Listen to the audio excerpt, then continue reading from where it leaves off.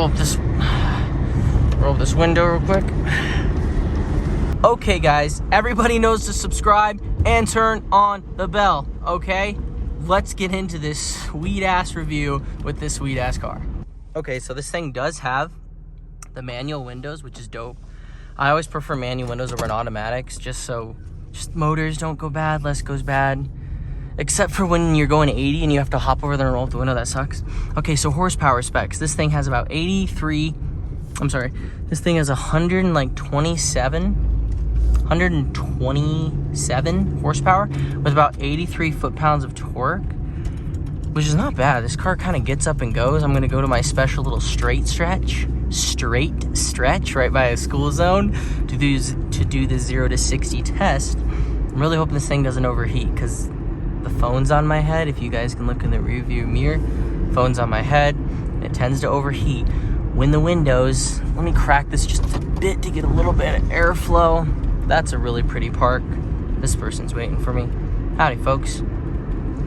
Okay, so I'm gonna have to remember these. I don't have them on my arm because I can't find a pen unless I'm gonna grab a utility knife and carve them into my arm. That'd be awesome, and they're just scarred over. Let's see if we can do a 0 to 60 test right now because there's like nobody here on this road. So let's try to zoom in on these gauges real quick. I don't know. I really hope you guys can see. So let's do the 0 to 60 test in 3, 2, 1. Someone time it.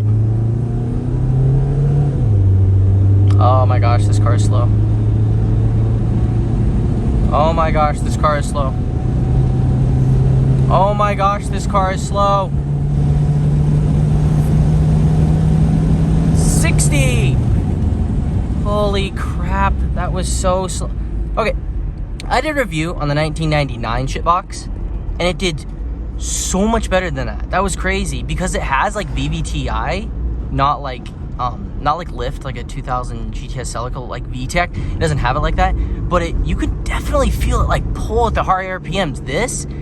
The RPMs drop so low that it loses all of its high-end power. So this thing 0 to 60 sucks. I'm gonna give it a 4 out of 10. Okay, we're gonna have to like mix up these clips because we're just doing this all backwards. Steering. How does steering feel on this car? It feels light. I would go, here's the word I'm gonna use for the steering on the 1996 Toyota Corolla. Spongy. The steering is very spongy. Yes, it's not very it's not very talkative at all. Like it's spongy, okay? There's no other term for it. I'm gonna have to give this the steering, a 5. It is just steering. That's it. A 5 out of 10. 5 out of 10 for steering. Let's do shifting while we're at it.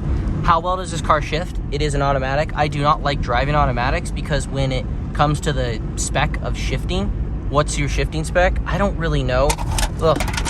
Ignore the Chipotle. It's an automatic. It doesn't really, you can't feel shifting. I could say with this car, it has 230,000 miles on it, and it shifts fine. It shifts really good, which I'm super surprised. These Toyota transmissions are amazing. So let's go set this phone down to get ourselves a sound check.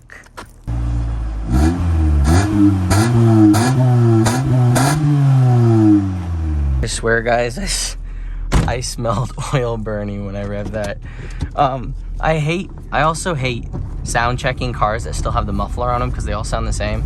But the potential this car has with the sound, I'm gonna give it a 6. These cars sound really good. Pretty sure there's a 1.8 liter. I don't think it's the 1.6. No, it should be a 1.8 liter.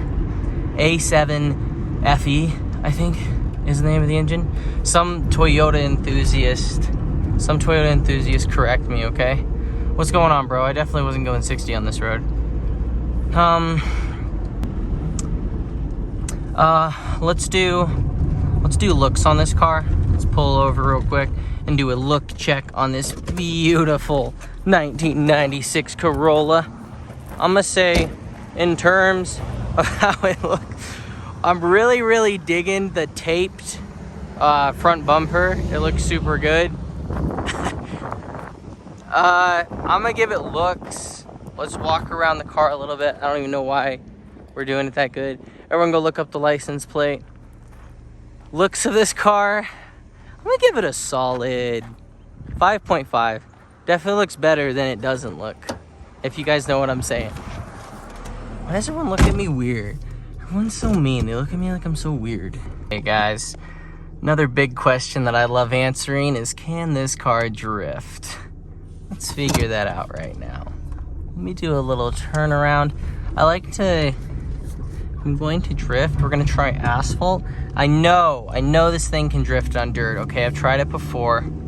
The big question is, can your car drift on asphalt? Okay, we do have another stat, comfortability. How comfortable is this car? Very comfortable. I'd give it a 7 on a scale of 1 to 10. It is a 7. This car is a 7 with comfortability.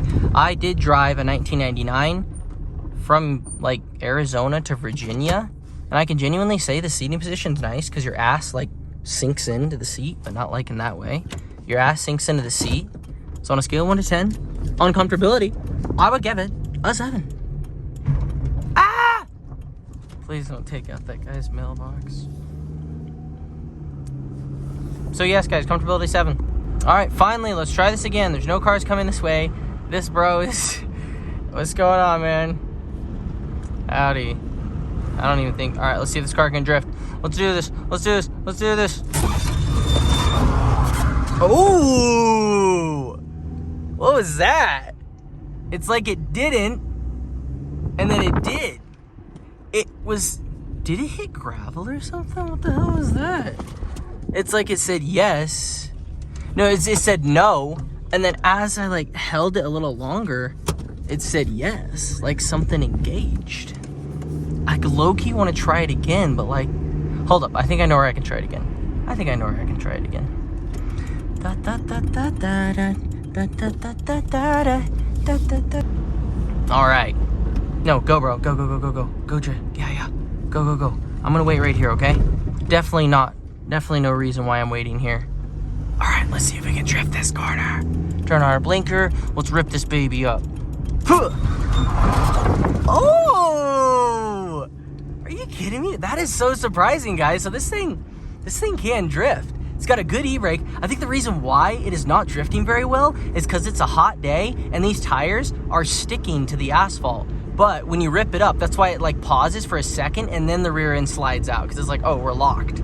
Like that half a second, it doesn't drift. It's actually gluing to the asphalt. That's really cool. And I think these tires are somewhat bald, so they don't like have those little air lines in them for like snow and rain. So they're bald, so they're gripping to the pavement better, like drag tires, except they're not drag tires. But anyway, guys, that's super cool. This thing actually does drift, which is dope. And the final, oh my gosh, that is a gorgeous Miata. Holy crap, that is such a pretty burgundy. Oh my gosh, bro. I'm gonna park over here in the back so people leave me alone while I talk really quickly about this car. Fun fact about these cars, people. I don't really know a fun fact about this car in general, but what I can tell you is these things are reliable as fuck. What's crazy is some cars, like the engine's super reliable or the transmission's super reliable. These cars, everything on them is reliable. This car has 230,000 miles on it and it purrs, dude. You just saw me. I redlined it with doing a 0 to 60 and it was completely fine. So yet again, every single time that I do a Corolla review, the fun fact is just gonna be that these cars are bulletproof, okay? I have owned so many of them, and guess what? Every single one has a problem, but that problem does not involve the transmission or the engine. And there's a cop. I'm really hoping that... Okay, why is his blinker on? Oh, okay, is he turning or is he like trying to do a loop? He's turning, holy... Ah! Just wanted to know if someone caught me drifting. I'd say, officer, it wasn't me, okay? It was another white Corolla with a taped bumper. Yeah, that definitely sounds like they wouldn't fall for it. Anyway, guys, that is it for the review of the 1996 Toyota Corolla. Everybody knows to subscribe and turn on the bell, and I will see you guys in the next video. Chill Boy Landon is out.